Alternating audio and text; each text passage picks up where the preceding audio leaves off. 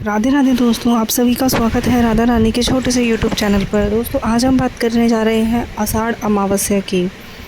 तो आपको सबको पता है कि आजकल त्योहारों को लेकर बहुत जो है कन्फ्यूज़न हो चुकी है कि भाई जैसे आज अभी जो है इस समय आषाढ़ अमावस्या 25 जून को है, तो कुछ लोग सोच रहे हैं 24 जून को है, कुछ लोग सोच रहे हैं 26 या 27 जून को है, जबकि ऐसा कुछ नहीं है।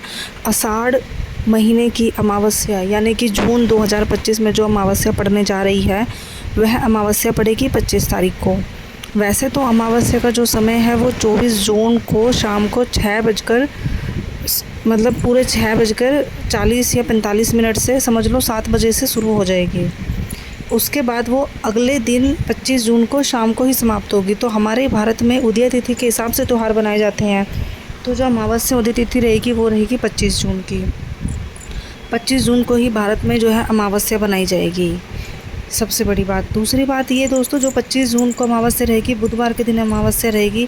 अमावस्या के दिन आपको अपने घर में क्या करना होता है, महिलाएं जो होती हैं वो सर ना धोए, कपड़े ना धोए, अमावस्या निकाल जब तक नहीं कर देते 12 बजे के बाद आप ये सब काम कर सकते हो वैसे दोपहर में, लेकिन 12 बजे से पहले आप नहीं कर सकते। कपड़े ना धोए, सर ना धोए, बाल ना कटवाएं और किसी की निंदा बुराई ना करें। अमावस्या के दिन अपने पितरों का तर्पण, जिस भी देखो अमावस्या जो है प्रत्येक परिवार में, सबके घर में अलग अलग जैसे उनके परिवार रीति रिवाज के हिसाब से होती है वैसे आप कर सकते हैं। लेकिन कुछ चीज़ें ऐसी होती हैं जिनसे आपके पूर्वजों को या जो भी आपके घर से परिवार के सदस्य जिनके लिए आप ये अमावस्या कर रहे हो, उनकी आत्मा को शांति के लिए, उनके तर्पण के लिए आप कुछ ऐसे कार्य हैं जो सभी लोग कर सकते हैं।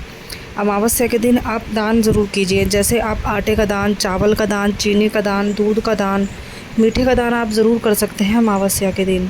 या आप जो भी अपने घर में खाना बनाते हो या जिनके लिए आप अमावस्या कर रहे हो, उस व्यक्ति को जो भी भोजन में पसंद था वो भोजन बना के आप ब्राह्मण को दे सकते हो या गरीब को दे सकते हो।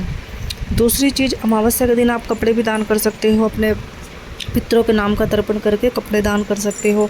जूता, चप्पल, छाते, जो भी आपको दान करना है वो अमावस्या के दिन दान कर सकते हो। इसके अलावा अमावस्या के दिन आपको क्या करना है, आपने देखा होगा कि भाई अमावस्या के दिन एक स्नान का बहुत बड़ा महत्व होता है।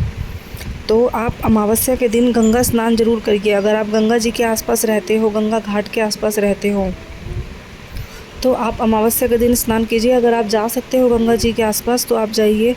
यदि आप नहीं जा सकते हो तो आप किसी भी, आपके यहाँ यदि कोई नदी है, बहती नदी है, कोई नहर है, चलता पानी हो, मतलब रुका हुआ पानी ना हो, चलता पानी हो, चलते पानी में अपने जो पूर्वजों के नाम का, अपने पितरों के नाम का, अपने जिस भी परिवार के सदस्य के नाम से आप अमावस्या की पूजा करते हैं, आप उनके नाम से गंगा जी में स्नान कर सकते हो, चलते पानी में स्नान कर सकते हो, चलते पानी में दीप दान कर सकते हो, उनकी आत्मा की शांति के लिए, मोक्ष प्राप्ति के लिए।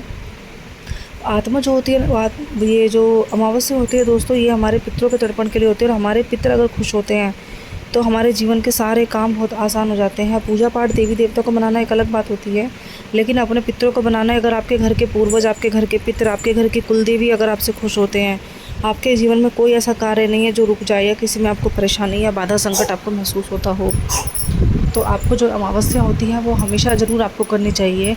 अमावस्या जो होती है घर में बड़े बुज़ुर्गों के लिए की जाती है, तो जो भी घर में बड़ा सदस्य होते हैं वो कर सकते हैं। हमारे यहाँ तो अमावस्या में केवल जो है पुरुष जो होते हैं वही हाथ लगाते हैं, बाकी जिनके घर में महिलाएं अमावस्या करती हैं वो भी कर सकते हैं।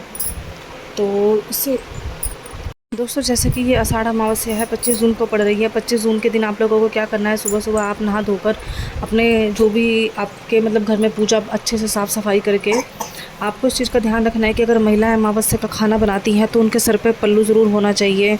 और कभी भी इस चीज़ का ध्यान रखना कि अमावस्या का अगर आप भोजन बनाते हो पितरों के लिए, ब्राह्मण को दान देने के लिए, महिलाओं को जो भी भोजन बना रहा है, चाहे महिला बनाए घर में या पुरुष बनाए या किसी हलवाई से आप बनवाएं, आप अपने घर में बनवाते हैं तो आपको कभी भी पैरों में चप्पल नहीं पहननी होती है। आप चप्पल उतार के सर पे पल्लू रख के या सर पे कोई कपड़ा रख के अमावस्या का भोजन बनाएं। जब भी आप अमावस्या करें तो सर पे पल्लू रख के करें, क्योंकि वे हमारे घर के बुज़ुर्ग होते हैं। हमारी जो आँखें होती हैं, नज़रें जो होती हैं, हमारा उनसे हमेशा नीची होनी चाहिए, सर हमेशा ढका होना चाहिए उनके सामने।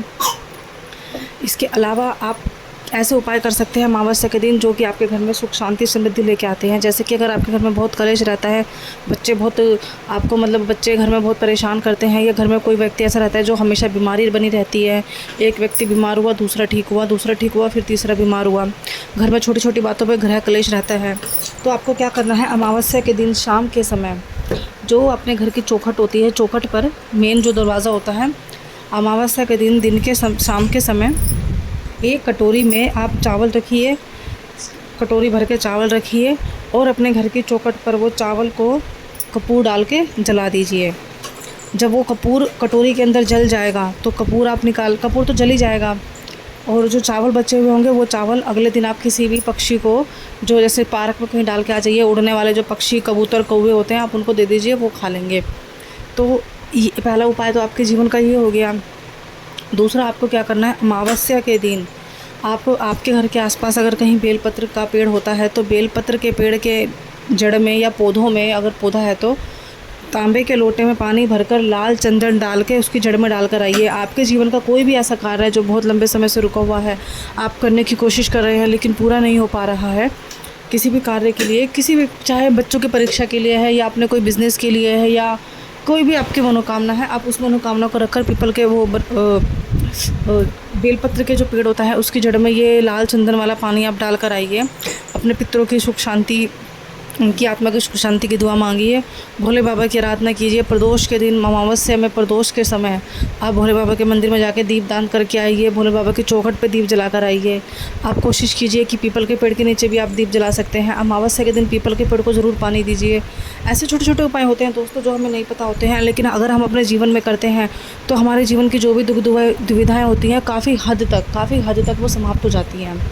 आप ये उपाय करते रहेंगे, आपको खुद ही महसूस होगा। अगर आप 4 से 5 अमावस्या ये उपाय कर लेते हैं तो आपको खुद ही महसूस हो जाएगा आपके जीवन में क्या बदलाव आया है और कितना बदलाव आया है। और मैं एक बात हमेशा उन लोगों के लिए बोल रही हूँ जिन लोगों के घर में पितरों के नाम की ना पूजा होती है ना अमावस्या होती है, तो आप हमेशा ध्यान रखिए, यदि आप अपने जीवन में सुख शांति चाहते हैं और अपने जीवन में अपने वंश की वृद्धि चाहते हैं, अपने जीवन में रोग मुक्ति चाहते हैं, कोई भी अपने अपने घर परिवार, अपने परिवार की उन्नति चाहते हैं, अपने परिवार की सफलता चाहते हैं, तो आप हमेशा जो अमावस्या की पूजा होती है पितरों के नाम की ज़रूर रखिए।